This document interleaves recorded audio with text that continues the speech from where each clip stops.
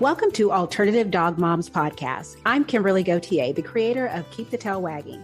For the past 9 years, I've been blogging about raw feeding, pet wellness, and life as a crazy dog mom. I've seen massive improvements in my dog's health since I started raising my dogs naturally, and I'm passionate about sharing my experience to help other pet parents. I'm Erin Scott. For the past 9 years, I've been researching and learning everything I can about healing cancer, allergies, autoimmune, and mystery illnesses in both my dogs and myself, and I can't wait to share with you everything I've learned on this journey. As the Alternative Dog Moms, we're bringing you all the latest dog health news that we're following and sharing the tips, tricks, and resources we learn along the way. Now, let's get started.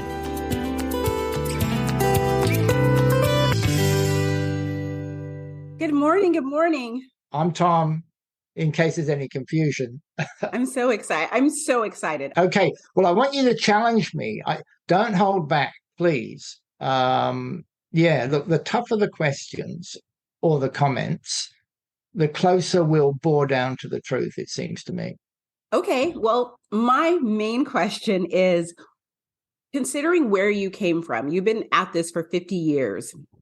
And where the raw feeding community is today, what are your thoughts in the change? Because I started feeding raw 10 years ago. And at the time, it was becoming complicated, but it really wasn't that. There were still plenty of people that were just give your dog the food, they'll be fine. Whereas today we have meal formulators, we have software programs, we have spreadsheets. So many people are afraid to feed raw or afraid of getting it wrong. And I feel like that is not where our founders and people who started getting us to think this way, this is not what someone like you wanted the diet to turn into. So what are your thoughts on what we're doing today? Oh, wow. Okay. Well, that gets right to the nub of the issue, it seems to me. And it's a multifaceted issue. Well, you say I started 50 years ago. I started my veterinary career 50 years ago, but it took me 20 years to properly wake up to the reality that I was living or had been living a lie, and that the veterinary training was founded on fallacy. The fallacy that stuff in the can, I won't call it food, but stuff in the can or the packet was doing untold harm, but yet being sold as being entirely suitable and safe for the purpose. So that realization didn't arise for me until the late 80s, early 90s. And then within a very short time, I'd say it crystallized in 1991, 92, and maybe into 93. We got the essence of the whole thing. And that was that carnivores crave to rip and tear and crunch on raw meaty bones. And that was the essence. And that needed to be communicated. At that time, we didn't fully understand the full extent of that need, that physicality, but we got a pretty good idea. And following on from that, the chemicals were right, the biochemicals. Because if you sorted out the texture problem, the ripping and tearing and chewing to ensure that the teeth and gums got the proper cleaning, and that the immune system was stimulated because the brain chemicals got stimulated and the stomach acids began to flow in the right proportion, and then the pancreatic juices were in the correct proportion, namely not much because most of the food self-dissolved. So that was the starting point way back, and it was as simple as it was a simple matter of saying to people, just chuck your dog, cat, ferret, whatever, a raw meaty bones, equivalent to the size that they would catch themselves in the wild, and you'll be right. And that was the starting point.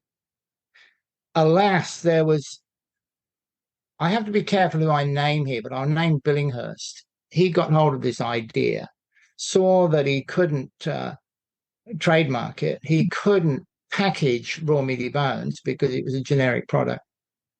And so he put a dreadful spin on the whole thing, and his followers became known as the born-again raw feeders, the barfers. And that's where the rot set in, where he and his cohort got dollar signs in their eyes instead of scientific principles.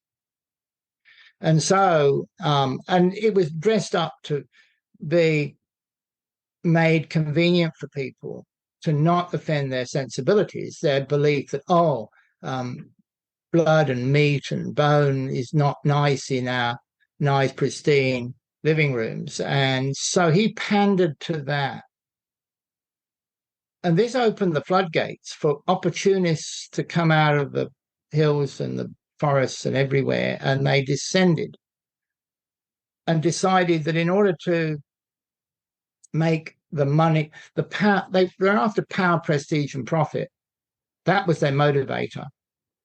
And it's continued to this day. And it's frankly disgusting, because the animals have done nothing to deserve this betrayal. And the pet owners deserve better. And the people, the rest of the people on the planet, we all share this planet, and we've got to be kind to it. And that doesn't entail mincing up meat and bits of bone according to a set formula and adding vegetables and bottled supplements in order to make money for the greedy few. But what happens then? The followers get duped. And then they become accustomed to this. And then, in fact, because of their pride, they don't like to acknowledge that they've been duped, they've been fooled and made to look stupid. Well, nobody likes that. And unfortunately, in the course of all of this, the simple, raw, meaty bones, essential truth was suppressed and outlawed. Now, of course, it's outlawed by Mars, Nestle, and Colgate and the organized veterinary profession, who are out and out serious offenders. But unfortunately, we've got this other protective cordon around the whole toxic edifice, and it's made up of raw feeders. And because they attach this name raw to what they so keen on, I call them righteous and wrong, because they don't lead with raw meaty bones front and center. They lead with their complicated recipes and formulas, and they get so indignant. So I thank you for the question. I hope that answered it. Yes, thank you. So take us back some. It seems like in the late 1980s, early 1990s, when this all started solidifying for you, it seems like it started with the dental disease issue. Is that right? Right. That was the thing that was so noticeable and so offensive. And when we tumbled to it, and I'm proud to say that my first contribution on this, I recognized that this was partly physiological and starts with the cutting of the first set of teeth between 3 and 6 weeks of age, and then is worsened between 4 and 6 months when all the first lot of teeth drop out and the new teeth come through, the gums. So this stinking toxic stew starts then. And identifying that was really a significant step forward. Going beyond that, it was a further step forward to say, hey, this is probably part of the regulatory mechanism to ensure that carnivores don't overrun the food supply. Because if these little neonatal carnivores have stinky breath and bad gums, and if they don't rip and tear and chew pretty quickly, that chronic disease will become established, and it won't be long before the little carnivore is dead. And so I woke up on Christmas morning in 1992 with this epiphany, this incredible understanding that had come to me in the night, because I'd melded together information from James Lovelock, Fellow of the Royal Society, and Professor Lynn Margulis, who was she was the wife of Carl Sagan, the notable astronomer. And she's a terrific scientist in her own right, and your viewers would be well to go and Google all about her. Anyway, I was incredibly lucky to have encountered their teachings and then started to wonder, well, this ubiquitous rotten mouth that all of our carnivores in domestication have, why the need for that? Why should that be so? Why should they all fall apart in the mouth department? And then extrapolating it to the wild, we realized that, well, actually, in the wild, they don't have this problem unless they're in trouble. If they're in trouble not cleaning their teeth, then they're into a downward spiral, which can be arrested, of course, if they got lucky. For instance, supposing Mother Wolf is not bringing enough raw meaty bones back into the lair, then all the wolf cubs would start to have stinky breath and bad gums. But if suddenly Mother Wolf got access to a whole lot of young deer, young lambs, fish in the river, whatever, and started to bring them back into the lair, then these young wolves would heal their mouths and gain strength and go forward. Thinking about this, well, the mechanisms are huge and fantastic. And it's all about communication between species, communication between bacteria and gums. The bacteria are talking to the gums are talking to the bacteria. As a consequence, the gums are also talking to the immune system, to the heart, the liver, and so on. So it's a massive system of interconnectedness where one thing talks to another to another. And then this gets represented in terms of the cybernetic hypothesis of periodontal disease in mammalian carnivores. And you can see that on the website. It's on this extreme right-hand side of the carousel that goes whizzing across. There's different segments, but the last one is about the cybernetic hypothesis. And I believe that in centuries to come, that will be seen as so hugely significant in terms of what's going on in our carnivores' mouths and then in the rest of their body, and how that relates to what the role they used to have as the regulators on our planet during the age of mammals. They're not the regulators anymore because man picked up the club and assumed dominance and then built his skyscrapers and his various systems, and the carnivores are pushed out. But actually, if we go back and look at them and look at the mechanisms that maintain them in health, and then in turn, what maintains a healthy ecosystem that they were at the top of, then we start to understand some pretty profound things. And of course, all of that was stamped on by the BAFAs and the prey modelers and the holistics. It was just crushed. So the important stuff is nowhere to be seen. Thank you. It's so very true, because so many people are afraid of raw feeding, even though they feed raw. And I think it's because although the majority of the community is so positive when it comes to the benefits of this diet, all it takes is a few people to plant seeds of doubt. And we're finding ourselves feeding a quote unquote fresh food diet that's filled with synthetic vitamins that doesn't actually have bone, but has bone dust in it. And our dogs very rarely get any type of whole bones because people are afraid that their dog's going to break a tooth, or their dog's going to choke, or it's going to be an impaction. And I was one too. And that got me into the habit of sitting outside with my dogs when they ate bones and watching how they do it and how they know what to do. Yes. And you've seen that. Mm-hmm. And I had, whenever I bring a new dog into the house, I basically just sit on the floor with them and start with the bone that looks like it'll be good for their size. And I hold on to one end. And our last two dogs, they came from kibble homes into my home and immediately went to raw, no problems whatsoever. Exactly right. And that's just, and it wasn't even my intention to go cold turkey. They were like, we're going cold turkey. And that really helped to build my confidence in just letting my dogs do what they have to do. In one of your videos, you talked about, I went on a deep dive on YouTube, but you talked about how young puppies will attack like whole raw quail without any hesitations because they just instinctively know what to do. Can you speak more about trusting our dogs to know what they need?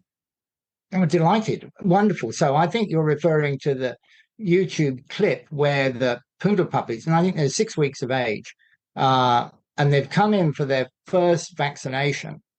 And my obligation is to them first and foremost. The owner thinks that I'm going to vaccinate these puppies and send them on the way and the job will be done. Well, I'm going to do that because there's an expectation. But the main thing is that I need to demonstrate to the owner who breeds these little animals and has no real idea that they're modified wolves. I need to demonstrate that to her. So I say to the nurses, right, well, how about you go to the freezer room and bring us back some quail frames because that's suitable for this size of carnivore at this stage in their lives. And we toss them on the table. And there you are. You see their instant uptake of this food. This was their first proper meal that they'd ever had in 6 weeks. They'd never brushed their teeth. They'd never eaten a proper meal. And yet here they were straight into it. And you can see how they attack with gusto straight away. And indeed, generally speaking, with young animals, that's how they will tackle their raw meaty bones first time up. For older animals, though, I've got to say, if they've been on the junk food for too long, quite likely they're going to have dental issues. And it just depends the age and also, of course, the genetic makeup. I mean, animals with push face like French bulldogs, the big sort of fashionable breed these days, certainly over here and in Australia, they're liable to have bad teeth anyway, just because of the configuration of their jaws. And then if they're a couple of years of age and have never brushed their teeth because they've never eaten their proper food, imagine yourself if you went, eating slops out of the can or packet and never ever picked up a toothbrush, you'd be in trouble. So back to, yes, the French bulldog, the pug, the Pekingese, they will tackle the food straight away, but beware, don't just feel that, well, that's enough. You really need to be sure that there's no rotten teeth and periodontal disease, gum disease, where the jaw bones are being dissolved away by the bacteria, which have been on the planet getting on for 4 billion years. They were here first. They know what they're doing and they know how to dissolve living bone. And that's what goes on. Have I said too much? Not at all. Not at all. So, you've been talking about this issue for the better part of the last 35 years, and often at great expense to, your professional reputation and journal articles, back and forth, and being expelled from the veterinary society. And what keeps you going? Is it just the pursuit of spreading the truth? Well, what keeps me going? I think bloody mindedness. I think having stumbled across a profound truth about these carnivores and their overwhelming biological imperative to rip and tear and chew, which is, for me, it's a limited little concept, but it's incredibly uplifting. It's almost spiritual. When I just see nature concentrated into just this act of the carnivore attacking its prey and ripping and tearing and chewing, and it's a magnificent thing to behold. So how does one know oneself? Why do you keep going against the obstacles? I don't know, but it's incredibly uplifting, as I say. It's intriguing in an intellectual way. It's big. I'm an INTJ, I think it is, according to the Myers-Briggs. Myers-Briggs. I'm an ENFJ. I don't know what the different categories are, but INTJ, I think is what I am. Anyway, yeah, a bit of a narrow spectrum, a bit obsessive probably, but it's good to it's good to be obsessive about something that's significant. Well, it should be. It should be. It should completely overturn the current veterinary orthodoxy, upend it completely. If indeed we take it to its logical conclusion. It's illegal to be cruel to your cat or dog. But, these big corporations and the veterinary leadership are massively cruel. They just got a callous indifference to what happens to the animals. And of course, they then engage in this massive over-servicing when, in fact, to solve most of the problems, just chuck a raw meaty bone on the ground and let the animals self-medicate. So one of the things I really loved about your newest book is that, we hear people who have been interested in raw feeding and in taking care of their dogs in a different way from what is conventional. We hear about the advertising industry. We hear about how vet schools have been sort of taken over by the big corporations. And you really lay it out. And I mean, with letters and emails and documentation. And I mean, it was like validating to me that I have believed this, wholeheartedly for the last 10 years. And here, I mean, you were just spelling it out like detail after detail after detail. And I think anybody who's interested in learning more about, this issue, like you give like this wonderful history of sort of like how this has all happened. And I appreciate that Kimberly knows how I love digging into the details of all these things. And so that was really exciting for me to read. Well, thank you. Yeah, look, there's big slabs of quoted text in there. Somebody said, "Oh, when you're writing a history, then you can paraphrase and just say, well, the French went to war against the Prussians in whatever, and and encapsulate the whole maybe 100-year war in 2 lines or sentences." And I thought that wouldn't do, because if I paraphrase, then people would say, well, it's just me speaking. So my way around this was just simply absolutely to quote other people in slabs of text. This is what they said, whether it be for or against, and let the reader read that. And, well, you'll find that the veterinary regulatory authorities don't come out of this very well at all. The veterinary schools, the BAFAs, the prey modelers, the holistics. Now, then you could say, oh, well, I've been selective in my quoting. Well, yes, in order to fit it within the covers of one book. I mean, there's a limit to how much you can put in. But that's accurate. What's in there, absolutely. And of course, it's been before the lawyer 2 times at great expense, and 3 editors. And another top-ranking lawyer came back to me just overnight and said he was not going to review the book in the Journal of Competition and Consumer Policy in Australia, because his journal was a specialist consumer fraud journal, basically, and they didn't have a room for it. But he made some very positive noises about how the book was, well, he said it was excellent. So, that's a pretty good testimony to the accuracy of this stuff. Can you share your insight into why is it that some veterinarians are so stubborn when it comes to I have had experiences where there's no science, and I will show them, here's the science. Here's a stack of books by doctors saying what I'm saying.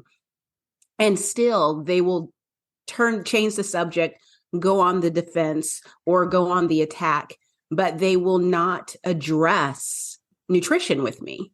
And I mean, do these companies have their hooks in them so hard that they just, it's shocking to me that a scientist, which I think veterinarians aren't interested in the science. Well, don't forget that veterinarians are people. And people come from a long line of animals that are both predator and prey. So they got a double dose of cunning. But they live communally, in packs, if you like, and their first loyalty is to the pack or to the community or to the tribe. And truth, in fact, doesn't really enter into that to a great degree. Once you're initiated into a tribe or group like that, then that's where your first loyalty lies, because then there's safety in numbers and you're just going to follow on. You're not going to be an outlier.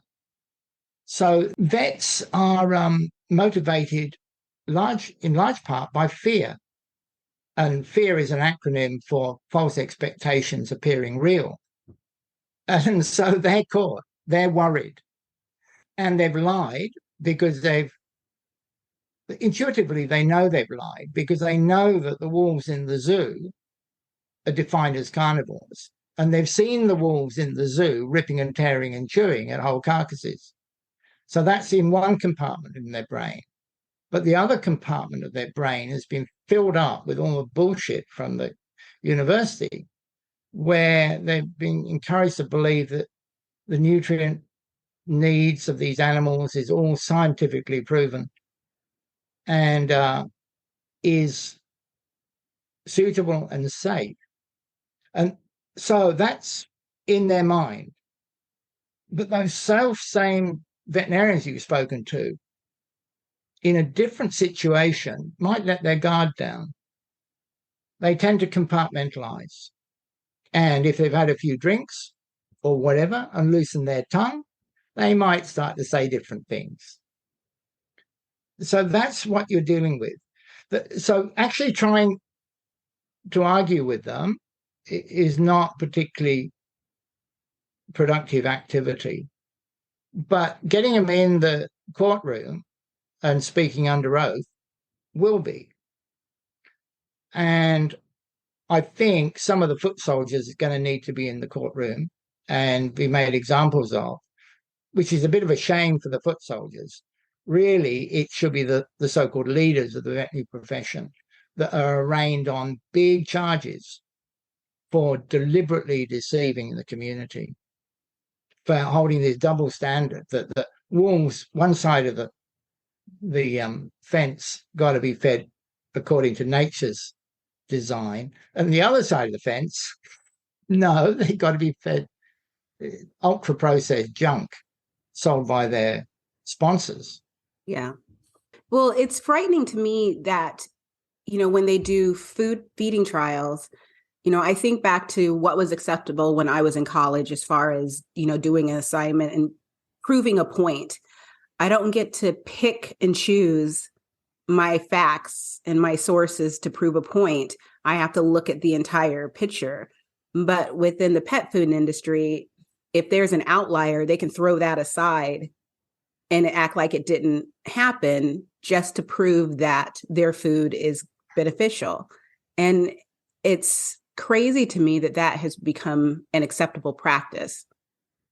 Well, number one, there's never been any published results where they've tried longitudinal study to have one pen of dogs, cats, ferrets, or whatever fed raw meaty bones, and the other pen fed their chosen junk.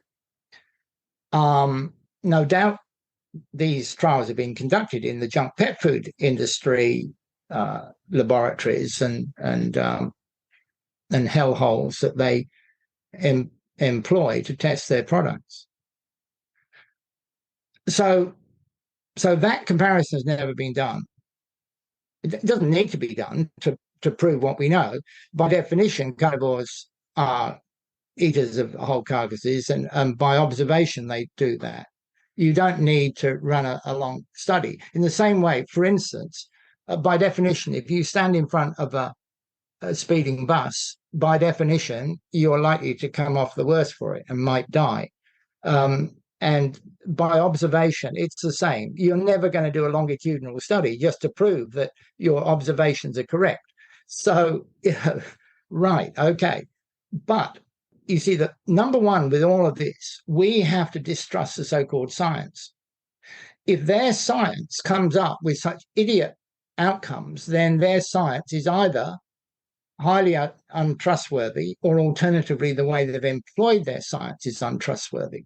So we have to drill down into this and understand that it's just smoke and mirrors. It's a sham. We come to believe that science is sacrosanct and special. No, it's not. It's nothing of the sort. It's just it's the fashion to believe that. But nothing is ever studied in the veterinary, junk pet food, fake animal welfare area that's going to in any way call into question their belief systems. So they only ever research stuff that they know what the outcome is going to be. Or if they get an adverse outcome, well, they simply don't publish it. So it's a big confidence trick. And hopefully this new book is designed to explode all of that and just say, look, you can't believe these people. They are just so untrustworthy.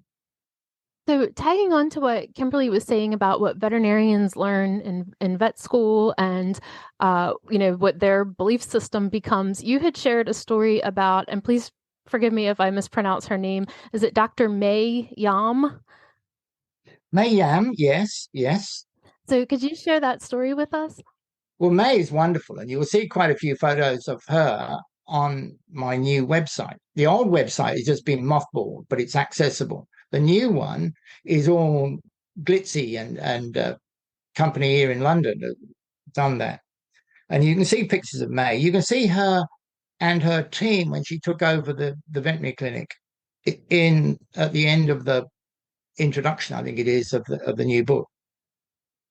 So what's the story? Well, May turned up to do a locum. She'd come up from Melbourne. She was a relatively new graduate. She'd had 2 or 3 full-time jobs, and she then embarked on the temporary circuit. So just going into veterinary clinics as a locum tenens, holding the fort and so on. She came to work for me. Well, I've had lots of young vets work for me, and you can't challenge them too early on in the piece because it upsets them. They get their hackles up. They feel that they personally are being challenged. Ordinarily, it takes about 6 months to turn a vet's thought process around to looking in the right direction. So that, they've got to travel through 180 degrees from completely wrong to completely right. And it takes 6 months. In May's case, it took 18 months. But happy to say, her conversion was much more solid. She then understood the gravity, the seriousness, the significance of all this and said, hey, this is really, really important. And I'm ready to become my own boss, run my own show, and I'd like to buy your veterinary clinic. And of course, I was past due for retirement and past due for the opportunity to write this 3rd book. So I leapt at the opportunity. And we worked together very closely ever since. And you can go to her website, Blythe Park Pet Health Centre, and see the great work she's doing. So she's just taken this on board. And she's not very old, but the 2-year anniversary, I think it was, of her buying the practice, the both of us spoke at the Vet Expo in Sydney's Darling Harbour. And so this was terrific for her that she'd made this complete transformation and had the courage of her convictions. And of course, she constantly gets constant reinforcement that she's taken the right road. It's not without its challenges. Of course, animals toward the end of their life, they've got a multiplicity of maladies, of course. So mostly they'll turn around and become like puppies and kittens again when you pull the teeth out, change the diet. But it can be trouble. It can be taxing, coaxing animals that are reluctant, coaxing owners who are reluctant. So I really salute her because that's a huge challenge for a young person working against the conventional beliefs of her so-called veterinary profession. Yeah, I really appreciated that. You said it normally takes 6 months, but it took her 18 months, but then she was all in, and I appreciated that. Yeah, well, so did I, but the 18 months dragged on, I'll tell you. It wasn't one thing. I've shared with Kimberly before, I did not grow up having dogs or really having any pets in my life at all until I was 25. And so when we first got a dog, I didn't even know that there was an option. I had spent my whole life seeing these commercials for pedigree and for all these things. I mean, it never even occurred to me. I had been so, the consumer message had come across so strong. And so I think it took probably 4 or 5 years of me having a dog before I was exposed to somebody who told me about raw feeding. And I mean, it blew my mind open that there was this whole other alternative. And of course, it made complete and total sense, as soon as I started looking at it. But I appreciate how much, going back to the Sprat biscuits, that you really give this history of the marketing and the advertising and the deception of these industries. And I think it's so valuable for everyone to read. Well, good, because that gives them a foundation and an understanding of where they're at, because we're immersed in this junk pet food propaganda as a consequence of the regulatory authorities not doing their job. There are advertising standards in all Western countries where you're not allowed to blatantly lie, whether it be on the TV, on the radio, or indeed on the internet. Increasingly, Google and Meta and co are supposed to police blatant lying. They need to get after this junk pet food lying that's going on apace. Yeah. It's seriously bad. And I think, though, one or two people instructing their lawyers is going to make a difference. One or two people contacting the stock exchanges and saying, look, big companies selling their stocks through your stock exchange, but it's fraudulent. The stuff they're selling, underpinning their stocks, is poisonous and harmful. Do recognize this. And I think when you only need one or two of these to take hold and be prosecuted, and I think you'll see the beginning of a movement and the beginning of a revolution. It's got to start somewhere, I hope. Yeah, I think that it's interesting. I was looking at my old emails. I emailed you years and years ago because I wanted to know where 80-10-10 came from. And I was doing all this deep dive research because at the time, everyone was like, well, you feed your dogs 80-10-10. And just one day, it was probably my awakening, my second awakening. The first one was discovering raw feeding. The second was that we were accepting things without really understanding why it just became canon. And so I asked everyone and no one knew where it came from. And I had your book and I was just like, I'm just going to email and see. And you responded right away to tell me it's a scam, it's a fraud, it's not real. And I was just like, it opened my eyes in a way where now, whenever I look at anything that's going on with raw feeding, I look at it with just clearer eyes. I'm not willing to believe every single thing that comes across, every single thing that people tell me. And I also just remind myself, I know that my dogs are pets. I know that they've evolved and they're all mixed breed mutts in my house. However, their insides haven't changed. And, that's right. They don't need, if for some reason this world ended, my dogs would adapt and survive without software, without spreadsheets, without a meal formulator or a nutritionist. I mean, I love learning about dog nutrition. I love learning about the macro and micronutrients and the different way foods interact with each other. But that's my desire to feed my knowledge. It's so unnecessary for my dogs. But I was going back to that email and you were very just blunt. You didn't sugarcoat it. You just told me, no, this is a scam. Yeah, everyone has been duped. Well, thank you. Thank you for that anecdote. And well, I stand by those words, sight unseen. I haven't actually seen what was written back then, but yes, that's what I believe. I mean, it's a woeful thing that those people did, that they transmogrified from bathers into prey modelers, and then their edict was, and anyone who didn't agree with them was on the outer, and they were shamed by these people. Dreadful, just dreadful, because as you know, simultaneously they were promoting this 80-10-10 nonsense. They were suppressing the simple, easy raw meaty bones formula.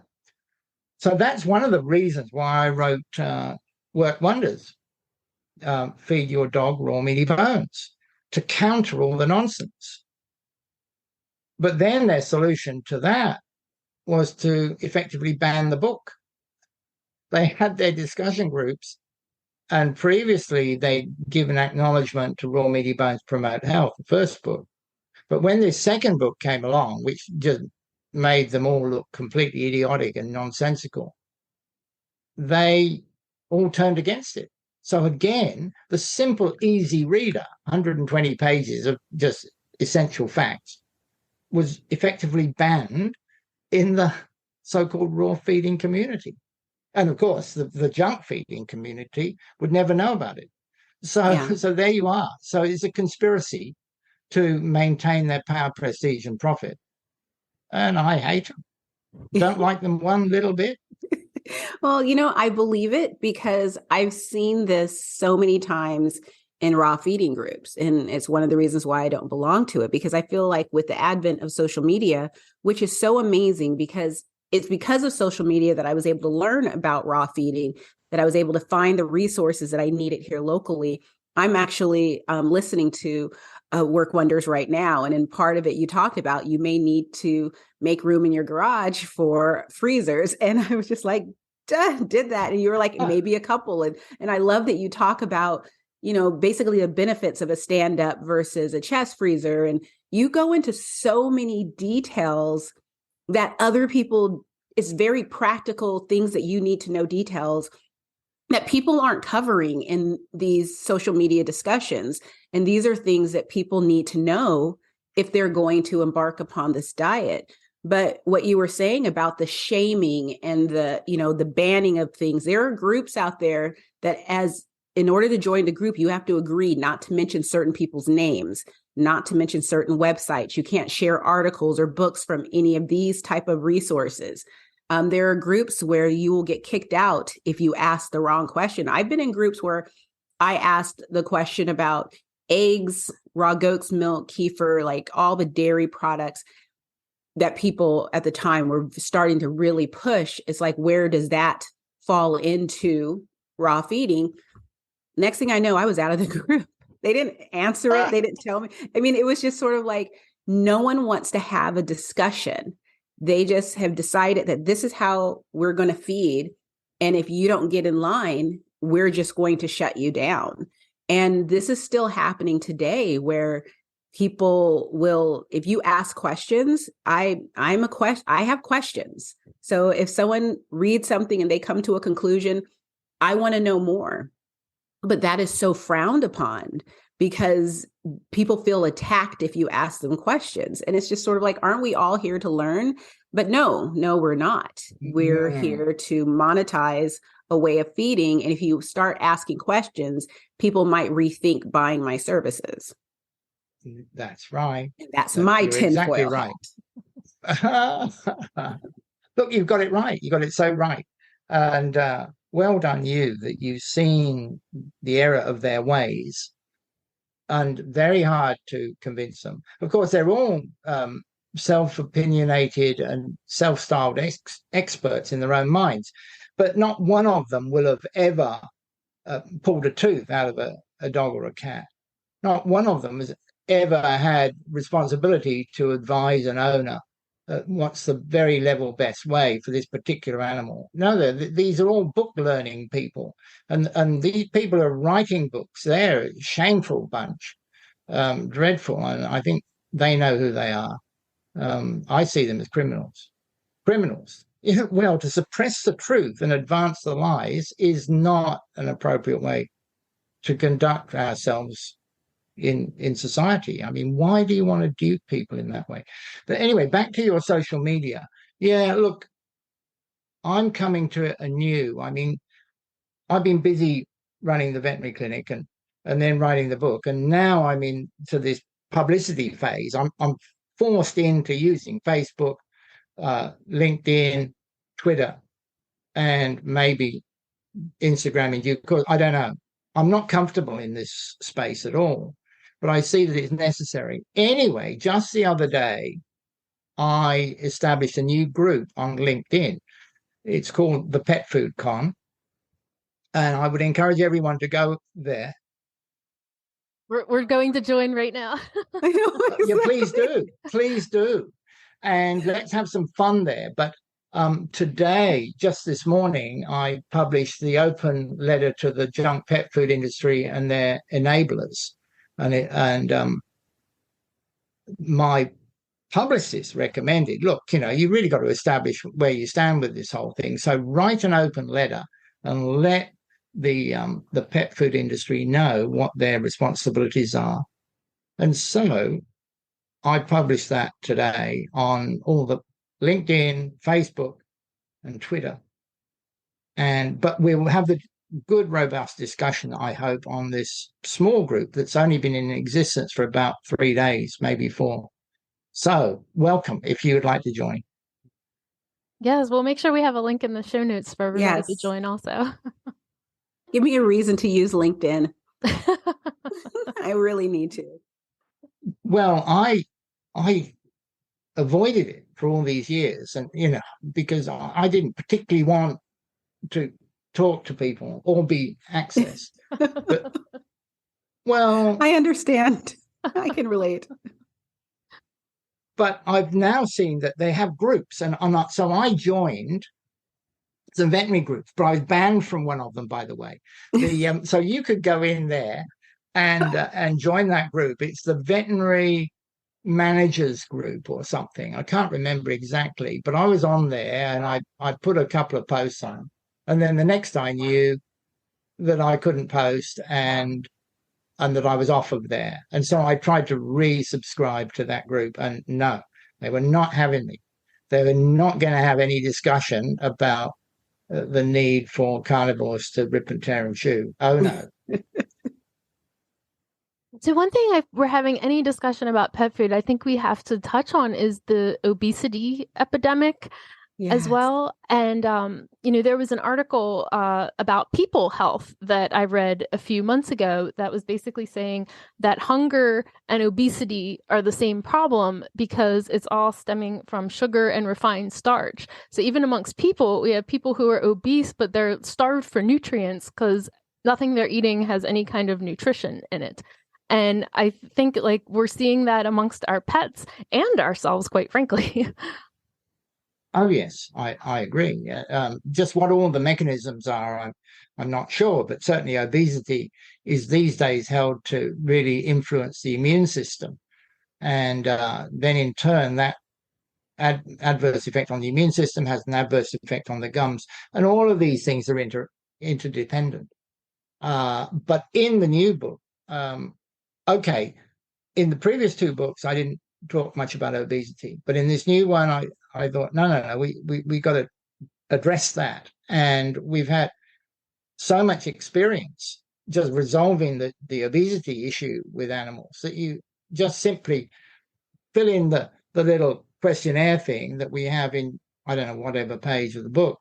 And it tells you what to do. You just keep animals a bit hungry. In the case of a fat dog, feed it every couple of days, or sometimes every 3rd day. Pussycats, you've got to be a bit more careful with them. But this can be resolved relatively easily with cats and dogs. They're different to humans, and as long as you feed them the appropriate nutrients, you won't get imbalances and you won't have a problem. And you can just keep them hungry and away they go.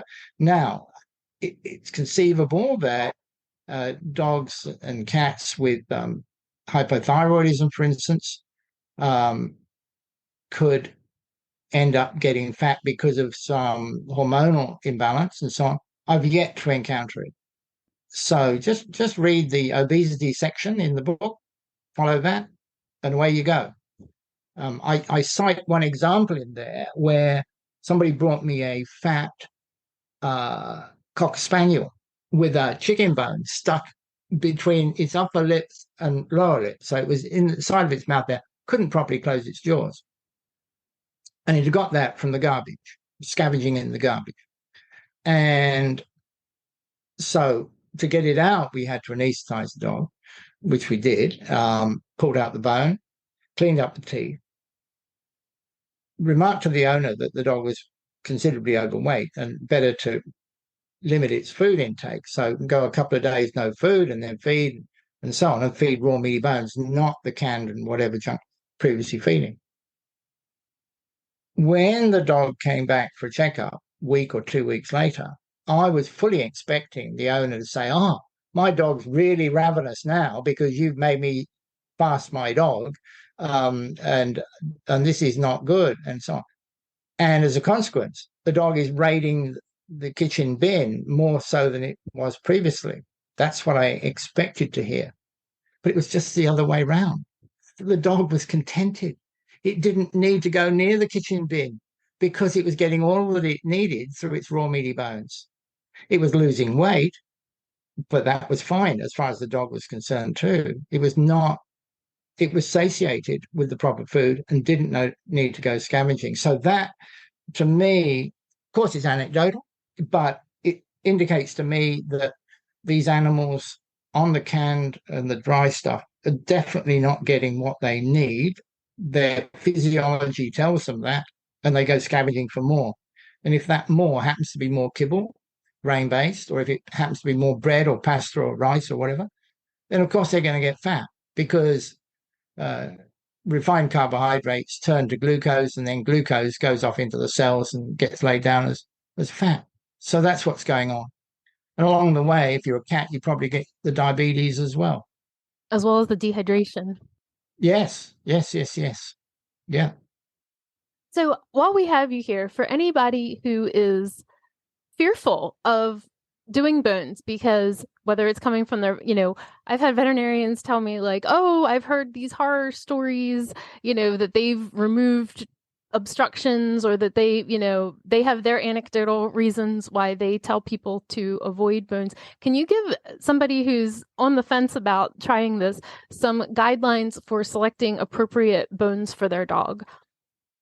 Okay, well, it's probably about reconceptualizing. So they're on the fence because they're confused, because they've got a whole lot of different ideas swirling around in their heads. So the best thing to do is get rid of all these aberrant thoughts that have been implanted there by a lifetime of being brainwashed through the TV and the raw feeding groups and so on. So they've been left in a jittery state of nervous anxiety.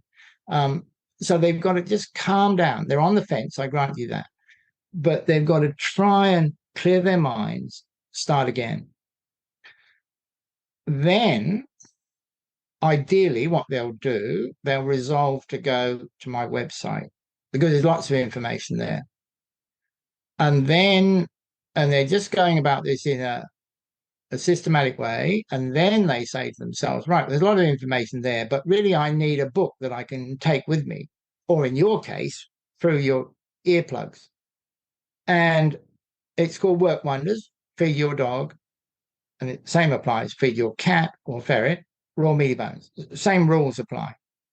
So you go and digest that book. You ingest it and digest it and understand more about what you're doing, because it's very good to have some theory, and then you start to be on firm ground. Don't forget that Dr. May Yam, with 5 years of veterinary training, took her 18 months to fully understand and make the change.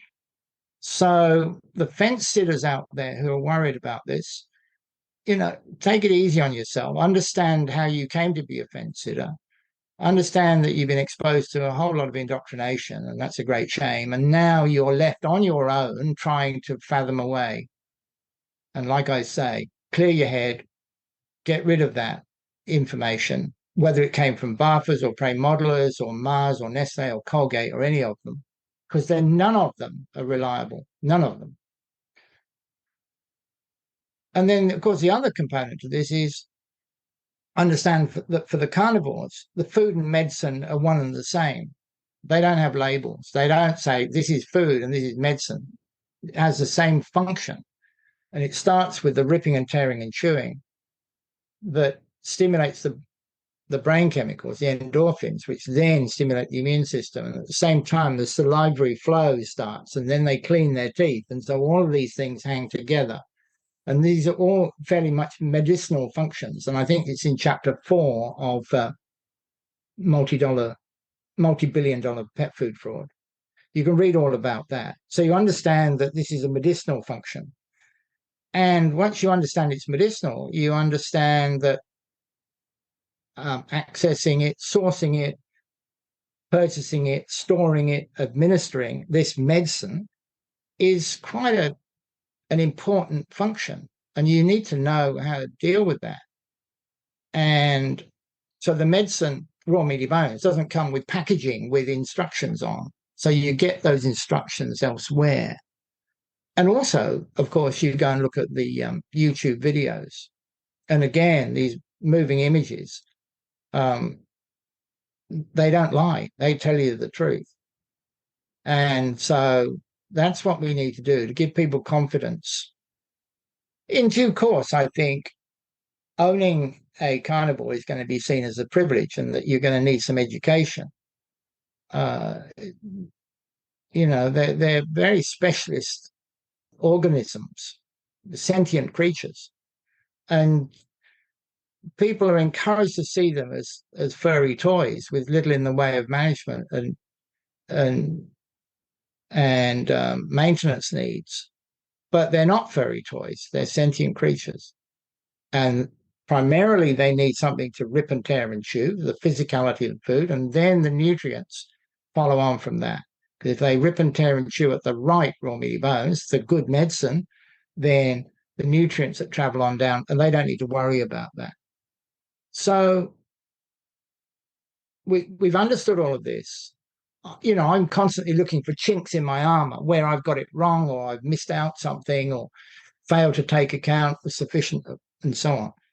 There is nothing. It's all there. It's just laid out for everybody to go and see in the trilogy. So I say the 3 books are a trilogy. You start off with the science in raw meaty bones, and then the easy reader, practical know-how in Work Wonders, and then we get into the corruption in the 3rd book with a more expanded statement on what to do. So there you go. There's a lot to this. Of course there is. At the beginning of any revolution, there's masses of information that needs to be disseminated to a dependent public and their dependent animals.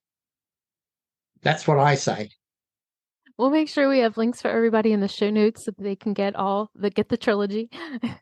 They can get all of them what? I beg your pardon, Erin? So that they can get your trilogy. Oh, okay. Now then, each of the 3 books is not available as an ebook at the moment. We had technical upload issues, and so they all had to be taken down, and they'll be going back up in the coming days. But each of the 3 is available in paperback in a new edition with a new cover in the case of the first 2. And audiobooks are available, narrated by me, would you believe? Yes. I'm listening to Work Wonders now. It's fantastic. I listen to it as I'm walking the dogs, and I love it because it's one of those books where now after 10 years of raw feeding, I'm like, yeah, this is what we need to be talking about, because these are the questions that people have, but they get so overwhelmed with all of these other answers that take them away from these questions that this is the book to have. Yeah. And it's easy, you don't even have to read it. You can listen to it these days, which is, an advance over the way things were. So terrific. I'm delighted that you've picked that up and you're going well. I love it. Good. Right. Well, we don't want to keep you much longer. It's been an absolute honor and privilege to get to speak with you today. We're very thankful for your time. Thank you so much. Well, it's special. I've enjoyed it immensely. It's the first one. And I thank you wholeheartedly. It's been a terrific experience. I look forward to the next time. Yes, you Me have me back. too. oh, we would love that. Anytime. All right. Thank you so much. Okay. All right. Bye. Bye. Bye for now. See ya. Au revoir. Goodbye.